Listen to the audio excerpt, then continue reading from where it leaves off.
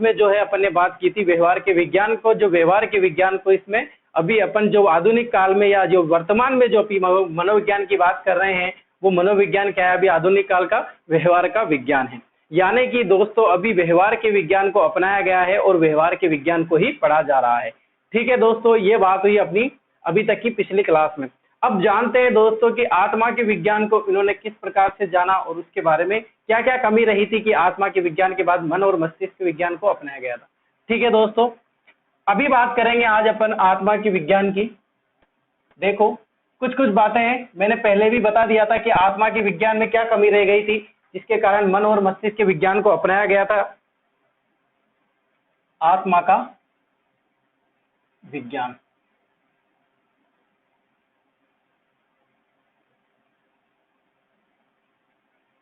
इसके समर्थनकर्ता की बात करें दोस्तों तो कौन से सबसे पहले नाम आता है, अरस्तु का। इसके बाद मैंने बताया था गेरेट आएगा, प्लेटो भी इसी में आते हैं। ये कुछ मनोवैज्ञानिक के नाम है जो इनके समर्थन करता है। इनके आधार पर आत्मा का विज्ञान बताया गया है, किसको, साइकोलॉजी को। देखो अपनी बात हुई थी ये अपना साइकोलॉजी, साइकोलॉजी को यूनान देश के, कहाँ का, यूनान देश के पहले दर्शन शास्त्र के रूप में पढ़ा जाता था। मनोविज्ञान को पहले दर्शन शास्त्र के रूप में पढ़ा जाता था, दर्शन शास्त्र में पढ़ा गया। किसमें पढ़ा गया दोस्तों, यूनान देश में दर्शन शास्त्र के। और जो ये दोस्तों मैं आपको बता दूं, दर्शन शास्त्र जो है जिसमें दर्शन शास्त्र के रूप में पढ़ा जाता था, ये दर्शन शास्त्र अंग्रेजों का था। यानी कि अपन यह कह सकते हैं कि मनोविज्ञान जो है वो किसकी देन है, अंग्रेजों की देन है। ये अपने भारतीय दर्शन शास्त्र के अनुसार नहीं है। भारतीय में भी मनोविज्ञान की उत्पत्ति हुई है और मनोविज्ञान के बारे में इतिहास भी रहा है भारत का, लेकिन उसको हम बाद में पढ़ेंगे। पहले हम ये जानते हैं मेन जो साइकोलॉजी है, मनोविज्ञान है, वो कहाँ से निकल के आया था, तो वो दर्शन शास्त्र से निकल के आया था। कहाँ से आया था दोस्तों, दर्शन शास्त्र से निकल के आया था। और ये दर्शन शास्त्र जो है वो अंग्रेजों का है, यानी कि अंग्रेजों के माध्यम से दर्शन शास्त्र से अलग किया है साइकोलॉजी को। अब मैंने उस दिन बताया था आपको पहली क्लास में, साइकोलॉजी की उत्पत्ति दो शब्द से हुई है। उत्पत्ति किसने बताई थी दोस्तों, उत्पत्ति के बारे में किसने बताया था, गेरेट ने बताया था। कमेंट बॉक्स में जरूर लिखते जाएं, जो जो आपको याद है आप जरूर बताएं। उत्पत्ति कितने शब्दों से हुई है, ग्रीक भाषा के दो शब्दों से, ग्रीक भाषा के दो शब्दों से हुई है, जिसमें से है साइकी और दूसरा है लोगस। साइकी का अर्थ यहां पर मैंने बताया था आपको आत्मा से है और लोगस का अध्ययन है। यह क्वेश्चन भी एग्जाम में पूछा गया है कि साइकी का अर्थ क्या है, यहाँ पर आत्मा है, साइकी का अर्थ है आत्मा और लोगस का अर्थ क्या है, अध्ययन है दोस्तों। यानी कि आत्मा का अध्ययन करना ही क्या कहला है, मनोविज्ञान कहला है। और दोस्तों ये जो उत्पत्ति की बात है ये कौन से सन की बात है, इसके सन की बात करें अपन तो 384 ईसा पूर्व पहले की बात है ये, जब 384 ईसा पूर्व पहले दर्शन शास्त्र में पढ़ा जाता था। और इससे अलग किया था दोस्तों किसने, अरस्तु ने किया था। किसने किया था दोस्तों, अरस्तु ने। यानी कि अरस्तु ने सबसे पहले दर्शन शास्त्र से साइकोलॉजी को अलग करने का प्रस्ताव दिया या अलग करने का योगदान दिया था, किसने, अरस्तु को। इसीलिए अरस्तु को दोस्तों अपन क्या मान सकते हैं, मनोविज्ञान का जनक, मनोविज्ञान का जनक। मनोविज्ञान का जनक किसे कहेंगे दोस्तों, अरस्तु को कहेंगे। यानी अरस्तु को, कौन है दोस्तों, अरस्तु को। और ये जो प्रूफ मिलता है, ये जो बात कही गई है, ये किसके अनुसार है दोस्तों, दो मनोविज्ञान हुए थे, लुमसडीन, लुमसडीन, यहीं पर अपन बात कर लेते हैं, लुमसडीन और पिल्सबरी, पिल्सबरी, क्या नाम है दोस्तों, लुमसडीन और पिल्सबरी के अनुसार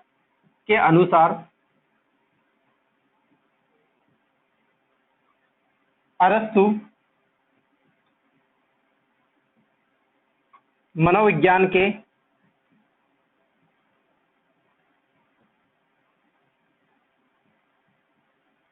जनक है। कौन है दोस्तों मनोविज्ञान के जनक, लुम्सडीन, यानी कि लुम्सडीन भी एक मनोवैज्ञानिक है और पिल्सबरी भी एक मनोवैज्ञानिक है। दो अलग अलग व्यक्ति हैं, ये दोनों एक साथ काम करते थे। तो लुम्सडीन और पिल्सबरी के अनुसार अरस्तु को क्या बताया गया है, मनोविज्ञान का जनक। दोस्तों बहुत सी बुक्स में और बहुत से आपको गाइडों में ये मिल जाएगा कि विलियम वुंट को मनोविज्ञान का जनक बताया गया। बिल्कुल गलत है दोस्तों, आप इसको बिल्कुल खारिज कर सकते हैं। ये आप ऑथोरिटी बुक देखना, वहां पर भी आपको मनोविज्ञान का जनक कौन मिलेगा, अरस्तु मिलेगा। कहीं बुक और गाइडों में आपको मनोविज्ञान के जनक प्लेटो मिलेंगे। अभी प्लेटो का रीजन भी मैं बताऊंगा आपको कि प्लेटो को मनोविज्ञान का जनक किस आधार पर बोला जाता है और किसके अनुसार बोला जाता है।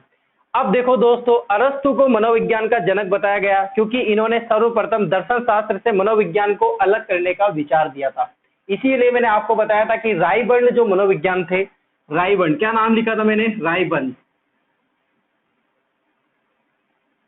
इन्होंने ही सर्वप्रथम कहा था कि मनोवैज्ञानिक जो है, जो वैज्ञानिक है, वो अच्छी आधुनिक सोच लेकर आगे बढ़ रहे हैं और दर्शन शास्त्र से इन्होंने बहुत ही अच्छा काम किया है कि मनोविज्ञान को अलग निकाल लिया है। ये बात हुई दोस्तों आत्मा की विज्ञान की, और ये कब तक चला, 384 ईस्वी से, ईसा पूर्व से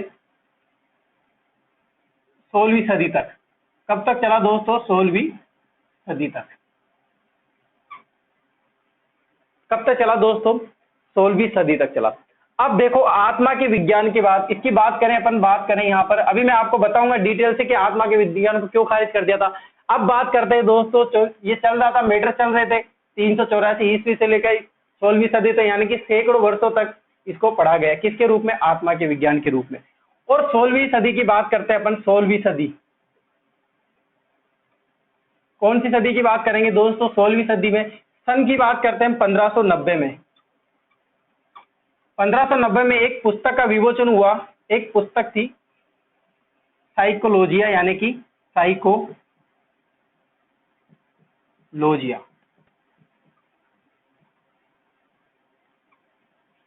साइकोलॉजिया दोस्तों एक पुस्तक थी, किसके द्वारा लिखी गई थी, लिखी गई,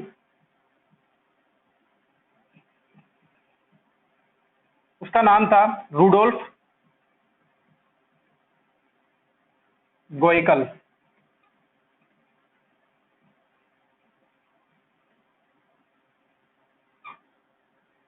16वीं सदी यानी कि 1590, आपको डेट जरूर याद रखनी है। 1590 में पुस्तक का विमोचन हुआ साइकोलॉजिया, जो किसके द्वारा लिखी गई दोस्तों, रूडोल्फ गोयकल के द्वारा लिखे गए। इस पुस्तक में सर्वप्रथम दर्शन शास्त्र के रूप में अलग होकर साइकोलॉजी यानी मनोविज्ञान शब्द का सबसे पहले अर्थ निकल कर आता है, यानी कि आप ये कह सकते हैं कि मनोविज्ञान की रचना हुई थी।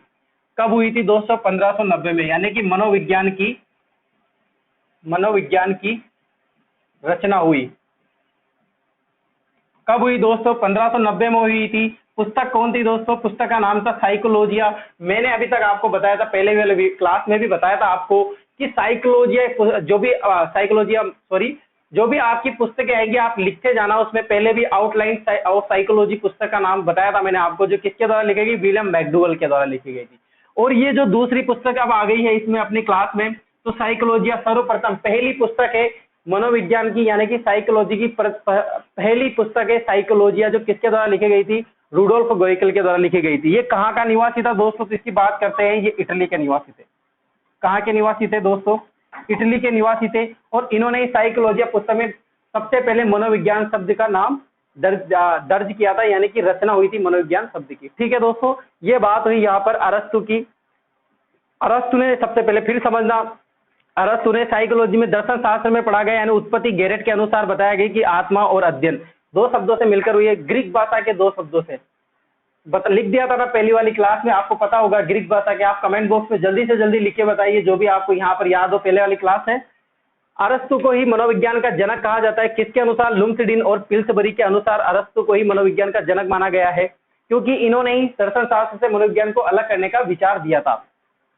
इसके बाद बात करें दोस्तों, 16वीं सदी की बात चल रही होती है, यानी कि 1590 में पुस्तक का विमोचन होता है। पुस्तक आती है मार्केट में, साइकोलॉजिया नामक की पुस्तक। किसने लिखी थी ये, रूडोल्फ गोयकल ने लिखी थी, जो कहाँ का निवासी था, इटली का निवासी था। और इन्होंने ही सबसे पहले मनोविज्ञान शब्द का मनोविज्ञान शब्द जो निकल के आया या रचना हुई, तो ये किसमें पुस्तक में हुई, साइकोलॉजिया नामक पुस्तक में। ठीक है दोस्तों, आप पहले इसका स्क्रीनशॉट ले लीजिए। अब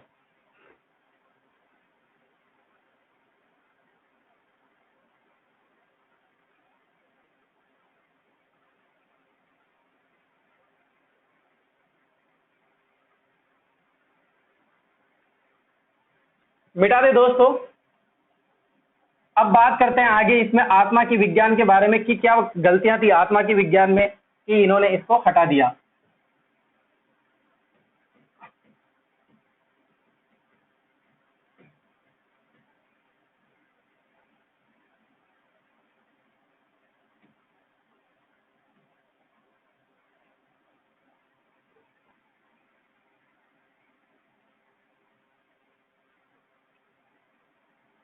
देखो दोस्तों, आत्मा को क्यों नहीं माना इन्होंने, आत्मा में ऐसा क्या था। मैंने आपको बताया कि जैसे जैसे बात चलती जाती है, विरोध करता आते जाते हैं, मनोवैज्ञानिक आते गए और आत्मा की विज्ञान की पुस्तक जो है, आत्मा की विज्ञान यानी मनोविज्ञान की पुस्तक को पढ़ते गए। अरस्ता के अनुसार मानते थे कि जो साइकोलॉजी वो आत्मा का विज्ञान है, यानी कि आत्मा का विज्ञान का मतलब यहाँ है जो अपन साइकोलॉजी में पढ़ेंगे, यानी कि बालक किस प्रकार से सोचता है, किस प्रकार से क्रिया करता है। माना ये बालक है, जैसे कोई बालक है, ठीक है, यह बालक है। अब ये बालक कोई क्रिया करेगा, इसने इसने को कोई क्रिया करनी है। अब आत्मा, मैं आपसे पूछूं, इस बालक में आत्मा कहाँ है, आत्मा कहाँ है।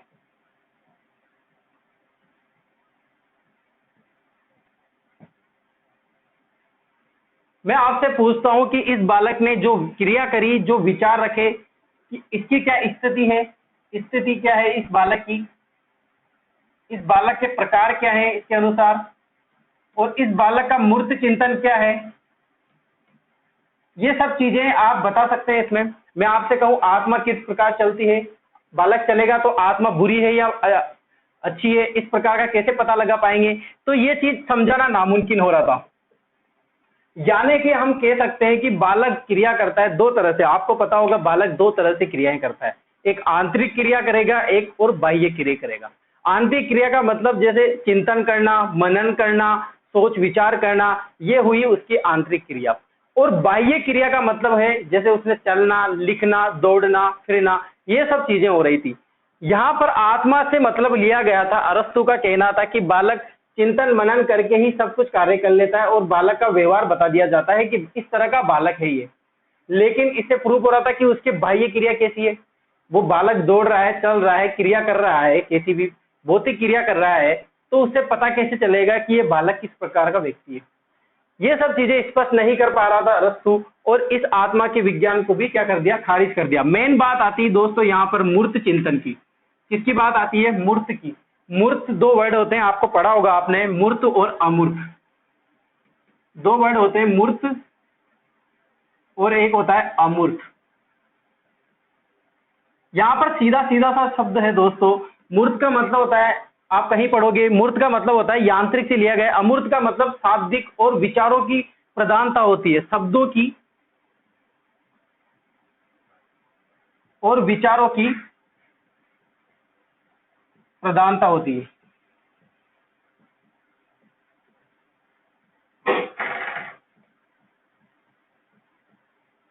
यानी कि यहां पर मूर्त को समझा नहीं पाया था कौन दोस्तों, आत्मा। मूर्त का मतलब होता है इसके बाह्य रूप से, जबकि अमूर्त का मतलब होता है शब्द और जैसे मैंने बताया शब्दों और विचारों की प्रधानता होती है, यानी आंतरिक भाग से होता है। यानी आंतरिक भाग से तो बालक पहचान में आएगा, लेकिन मूर्त नहीं पहचानेगा। स्थिति क्या है, प्रकार क्या है, उसका मूर्त चिंतन क्या है, ये पहचान आत्मा के विज्ञान से नहीं हो रही थी। इसीलिए वैज्ञानिकों ने इसका विरोध कर दिया, और जो मैंने आपको बताया था पोम्पोलॉजी ने इसका विरोध किया सबसे पहले और उसको खारिज कर दिया। ठीक है दोस्तों, ये बात आई समझ में। अब देखते हैं, मैंने आपको बताया था अरस्तु को ही क्या माना गया है, मनोविज्ञान का जनक माना है। अब मैं आपका डाउट भी क्लियर कर देता हूं कि बहुत से बच्चे प्लेटो को मनोविज्ञान, प्लेटो को क्या मानते हैं, मनोविज्ञान का जनक मानते हैं।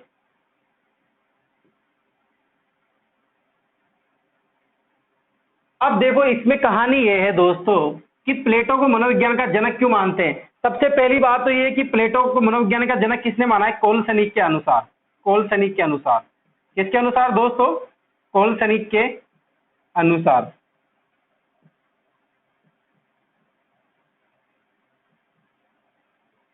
यानी कि अगर एग्जाम में ये क्वेश्चन पूछा जाता है कि मनोवैज्ञानिक का जनक कौन है, तो आपका सीधा सा आंसर होगा दोस्तों अरस्तु। ना विलियम वुंट होगा, ना प्लेटो होगा। लेकिन आपसे वो वैज्ञानिक से पूछता है कि कोलसेनिक के अनुसार मनोवैज्ञानिक के जनक कौन है, तो आपका आंसर होगा दोस्तों कौन? प्लेटो होगा। कैसे होगा दोस्तों? देखो, 3 मनोवैज्ञानिक हुए थे। एक तो हुआ था सुकरात, क्या नाम है दोस्तों? सुकरात हुआ था। इसके बाद आते हैं दोस्तों प्लेटो। कौन आते हैं दोस्तों? प्लेटो। फिर इसके बाद आते हैं दोस्तों अरस्तु। अब क्या होता है दोस्तों, अरस्तु जब मनोवैज्ञानिक को पढ़ रहे थे तो वो किसके रूप में पढ़ रहे थे? दर्शन शास्त्र के रूप में पढ़ रहे थे। किसके रूप में पढ़ रहे थे दोस्तों? दर्शन शास्त्र के रूप में पढ़ रहे थे।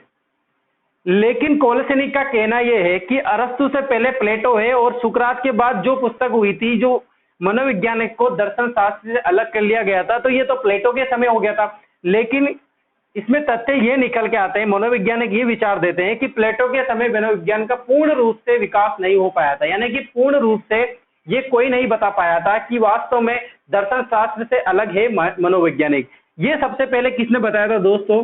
अरस्तु ने बताया था। और ये किसके अनुसार था दोस्तों? गेरेट के अनुसार था। गेरेट मानते हैं कि अरस्तु ने ही सबसे पहले दर्शन शास्त्र से और मनोविज्ञान को अलग किया था, तभी तो उत्पत्ति दी थी। और लुम्सडीन और पिल्सबरी ने इसकी व्याख्या की थी, और लुम्सडीन और पिल्सबरी के जो अनुसार है वो मनोविज्ञान के जनक कौन है? अरस्तु है। ठीक है दोस्तों, ये आपका डाउट पूरा क्लियर हो गया है। और आत्मा के विज्ञान को 16वीं सदी में इसको खारिज कर दिया।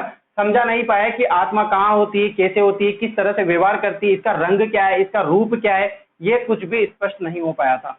ठीक है दोस्तों, अब आप इसका स्क्रीनशॉट ले लीजिए, फिर ताकि आगे बढ़ेंगे अब सेकंड बात पे।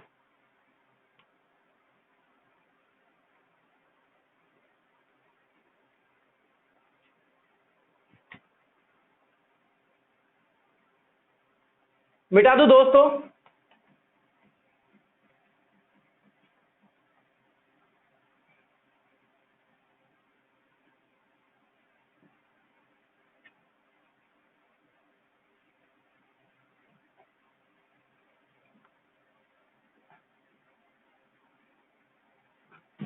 कभी कभी बोरिंग लगता होगा दोस्तों आपको कि कैसा सब्जेक्ट है, लेकिन मैं आपको विश्वास दिलाता हूं कि आप जैसे जैसे इसको पढ़ते जाएंगे, बार बार पढ़ेंगे, तो आपका दिमाग भी वैसे टाइप को टाइप हो जाएगा, तो मजा ज्यादा आएगा।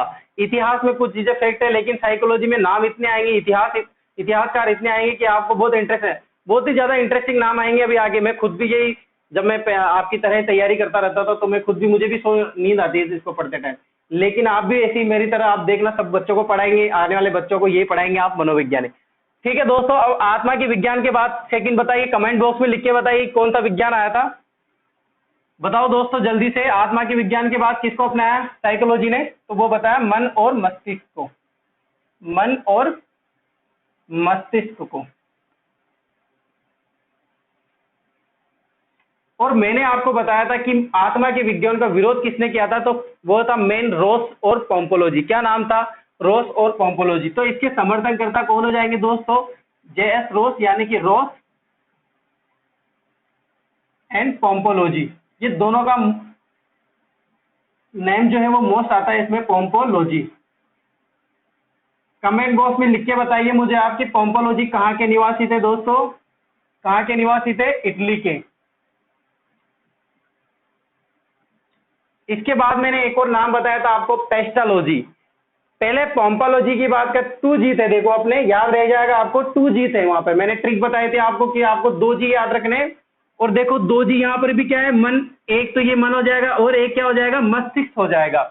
और यहाँ पर भी कितने हो जाएंगे? 2G, पोम्पोलॉजी, pestology. तो रॉस और पोम्पोलॉजी के अनुसार जो मनोविज्ञान है वो क्या है? मन और मस्तिष्क का विज्ञान है। देखो इसके अनुसार क्या बताया गया है, इन्होंने बताया कि जो मन है, यानी कि जो मन होता है यही मस्तिष्क होता है,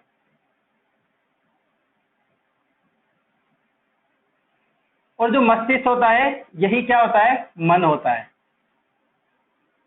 किनके अनुसार दोस्तों? पोम्पोलॉजी और रॉस के अनुसार। इनका मानना था कि जो बालक सोचता है, जो बालक क्रिया करता है, वो मन से करता है। तो मनोवैज्ञानिक ने पूछा कि मन से कैसे करता है, मन से क्या तात्पर्य है आपका? मनोवैज्ञानिक ने पूछा कि मन से क्या तात्पर्य है, आप क्या बताना चाहते हैं मन को? तो इन्होंने फटाक से आंसर दे दिया कि हम मन का मतलब मस्तिष्क से लेना चाहते हैं। क्या? अच्छा ठीक है, कि बालक जो विचार करता है वो किससे करता है? मस्तिष्क से करता है। लेकिन दोस्तों मैं आपसे वही बात यहाँ पर पूछूं कि ये बालक है, इस बालक को कोई क्रिया करनी है, ये बालक है दोस्तों, इस बालक को कोई क्रिया करती, मन कहाँ होता है दोस्तों, जनरली अपन मस्तिष्क को, पोम्पोलॉजी ने मस्तिष्क को क्या माना है, मन माना है। ये मस्तिष्क है इसका, जहां पर अपन तिलक लगाते हैं। तिलक क्यों लगाए, क्योंकि बुद्धि और मस्तिष्क आपका शुद्ध बना रहे, सकारात्मक बना रहे, ठीक है, इसीलिए तिलक लगाते हैं। जहां तिलक लगते हैं जहां पर 3 लाइनें होती है, देखो बुद्धिमान की पहचान होती है 3 लाइनें होना, तो ये क्या है दोस्तों, मस्तिष्क है। लेकिन मैं यहाँ पर मन भी बोलूंगा, क्योंकि कौन बोल रहा है, पोम्पोलॉजी बोल रहे हैं, तो इन्होंने बताया कि जो मन है वही मस्तिष्क है। अब दोस्तों मन और मस्तिष्क कहाँ होता है इंसान में, बालक में कहाँ होता है, दिमाग में होता है। ये मस्तिष्क दिमाग में। अब इसके दिमाग में आया कि मुझे दौड़ना है, तो ये आया कहाँ से, दिमाग में, इसके मन में आया, यानी कि इसको दौड़ना है। लेकिन वह क्रिया कौन सी हुई, अंतरिक क्रिया हुई, बाह्य क्रिया तो इसने की जो ये समझा नहीं पाए। कैसे भी, जैसे दोस्तों मैं आपको बताऊं, मैंने आपको एक एग्जांपल दिया, जैसे आपने किसी और लेडीज को देखा या फिर बुरके वाली लेडीज को देखा। जनरली सुनना, आप एक बुरके वाली लेडीज को आप देखते हैं तो आपके मन में तो यह आता है, सबसे पहले देखने पर आपको उसका बाह्य विवरण नजर आ जाता है कि ये बुरका लगा रखा है, लेकिन उसका चिंतन आप बाद में करते हैं कि ये इसकी परंपरा क्या है, ये लेडीज किस समाज से है, या फिर इसका उद्देश्य क्या है। ये सब चीजें आंतरिक रहती है। लेकिन क्या यहाँ पर मन और मस्तिष्क से दोनों चीजें हो पाएगी, क्या जो बालक की क्रिया रहेगी, जो बालक क्रिया करेगा, जैसे बालक को कोई क्रिया करनी है दोस्तों, तो इसकी स्थिति समझ में आएगी, इससे स्थिति समझ में नहीं आती, मूर्ति चिंतन समझ में नहीं आता इससे, और इसका प्रकार भी समझ में नहीं आता कि किस प्रकार का है, मन कहाँ होता है, अभी यहाँ है तो बाद में क्या मैं इसकी रचना कर सकता हूँ, इससे इसकी रचना भी समझ में नहीं आ रही। ये सब चीजें दोस्तों समझा नहीं पाते अपन इससे, किससे, मन और मस्तिष्क से। ये बात रही पोम्पोलॉजी की दोस्तों। इसीलिए बोलते हैं कि 17वीं शताब्दी और 18वीं शताब्दी, यानी कि 18वीं शताब्दी में मन और मस्तिष्क को भी खारिज कर दिया गया। देखो दोस्तों, मन और मस्तिष्क के ही पार्ट होते हैं। एक सिद्धांत आया था, मन और मस्तिष्क को मानकर चेतना के भाग माना गया, चेतना को आधार माना है, यहाँ पर चेतना को आधार माना।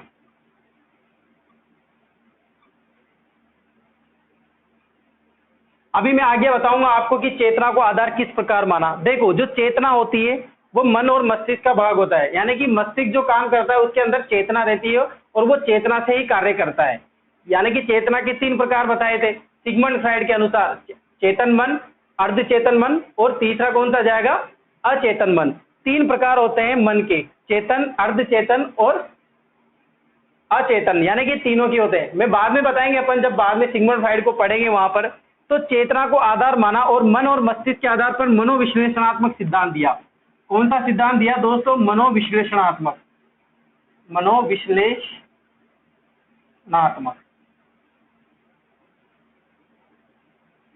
किसने दिया था दोस्तों ये सिद्धांत,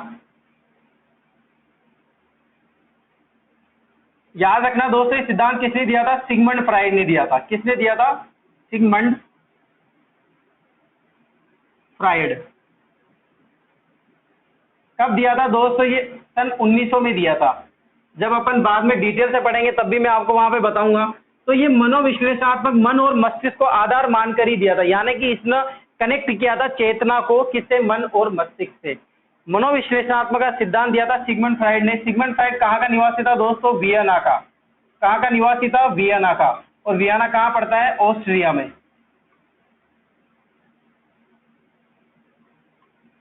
कहाँ पड़ता है दोस्तों, ऑस्ट्रिया में पड़ता है। सिगमंड फ्राइड कहाँ का निवासी था, वियना का निवासी था। मैं आपसे जब सिगमंड फ्राइड आएगा तब जरूर पूछूंगा, आप जरूर याद रखना वियना का निवासी था।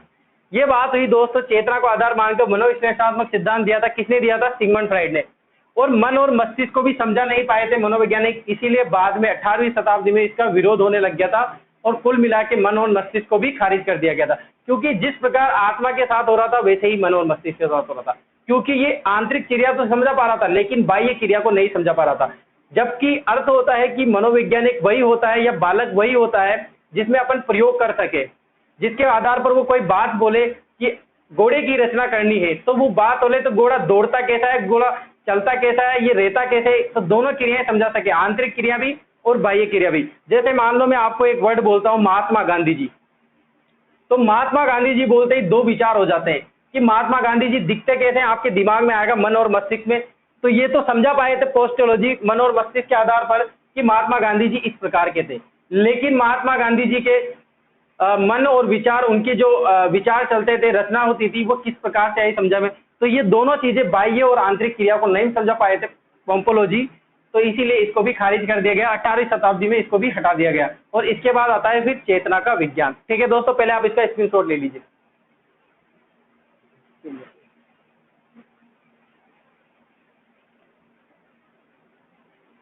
चाल तो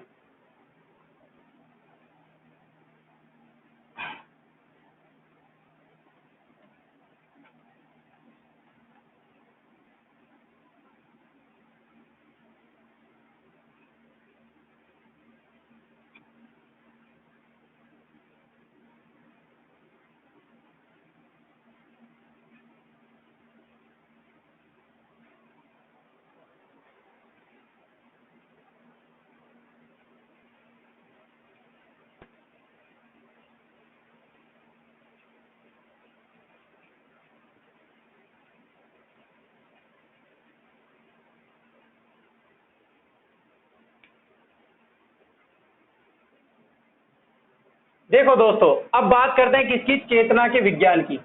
चेतना का विज्ञान, इसका विरोध किया था किसने, विलियम वुंट ने और ईबी टिचनर ने। तो इसके समर्थनकर्ता कौन आ जाएंगे, विलियम वुंट। सबसे पहले नाम आता है विलियम वुंट का, क्योंकि ये गुरु थे, विलियम वुंट।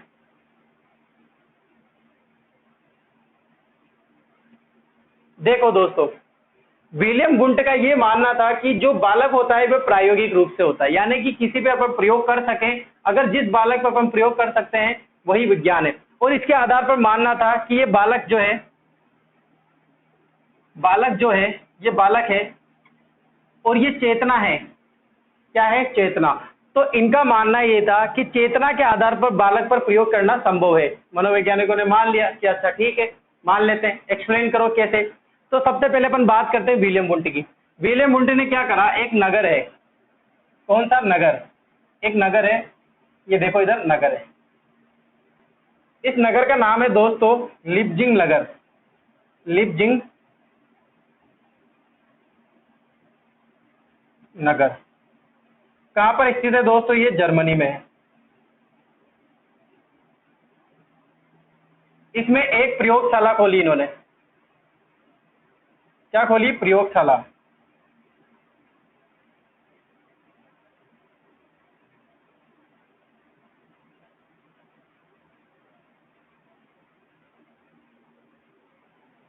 एक प्रयोगशाला का गठन किया था, कौन, किसने, विलियम वुंट ने। और जो ये प्रयोगशाला गठन किया था, इसमें अध्ययन किया था, चेतना का अध्ययन किया था। और इसके आधार पर ही विलियम वुंट का मानना था जो बालक होता है वो चेतना से होता है।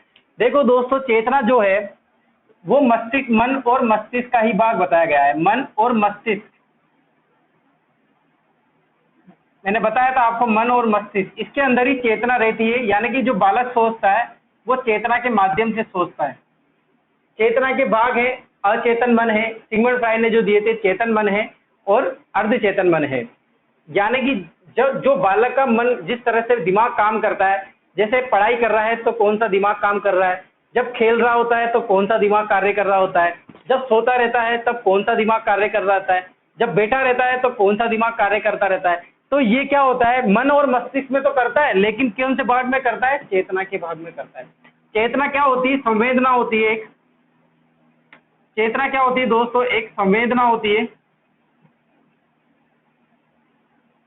एक क्या होती है, संवेदना होती है, एक भावना होती है। संवेदना जो सर्वप्रथम क्रिया होती है वही संवेदना कहलाती है। और भावना, आपको डायरेक्ट समझ में आ रहा होगा, भावना किसी के पीछे इमोशन होना, ये सब चीजें कहां से होती है दोस्तों, चेतना के भाग से होती है। लेकिन यहां पर भी वही बात आती है, क्या ये मूर्त होती है,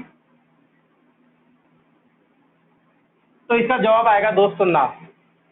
मनोवैज्ञानिक ने इसका अध्ययन किया, विलियम वुंट ने भी इसका अध्ययन किया दोस्तों। तो ये बात आई समझ में इसके बाद।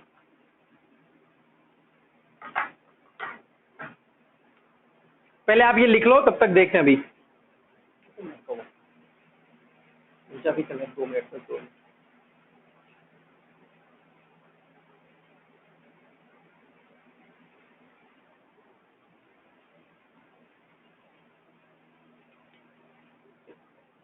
देखो दोस्तों, मन और मस्तिष्क के आधार पर चेतना का इसका भाग बताया गया है किसने, विलियम वुंट ने। और विलियम वुंट की अपन बात कर रहे थे, देखो विलियम वुंट की बात कर रहे थे अपन, इसने प्रयोगशाला का गठन किया कौन से नगर में, लिप्जिंग नगर में प्रयोगशाला बनाई। कहां पर बनाई दोस्तों, ये कार्ल मार्क्स विद्यालय में, कार्ल मार्क्स विश्वविद्यालय, विश्वविद्यालय। कब बनाई दोस्तों, ये 1879 में। कब की बात है ये दोस्तों, 1879 की, यानी 19वीं सदी की बात है ये। कब की बात है दोस्तों, 19वीं सदी की बात है। पहले दोस्तों इस विश्वविद्यालय का नाम लिप्जिंग विश्वविद्यालय कहा करते थे, लेकिन बाद में इस विश्वविद्यालय का नाम कार्ल मार्क्स विश्वविद्यालय हो गया। और इसी विश्वविद्यालय में एक प्रयोगशाला का गठन किया गया, जो किसके द्वारा किया गया, विलियम वुंट का किया गया। इसीलिए विलियम वुंट को प्रायोगिक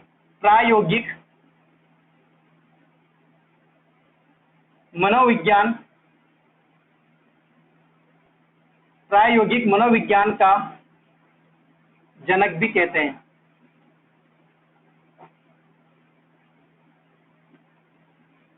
और दोस्तों मैं आपको बताऊं, सबसे ज्यादा या सर्वाधिक जो कार्य किया था वो विलियम वुंट ने ही किया था। यानी कि मनोविज्ञान को अलग किया, दर्शन शास्त्र के से मनोविज्ञान को अलग किया, स्वतंत्र रूप से विलियम वुंट ने कहा कि स्वतंत्र रूप से अलग हुआ।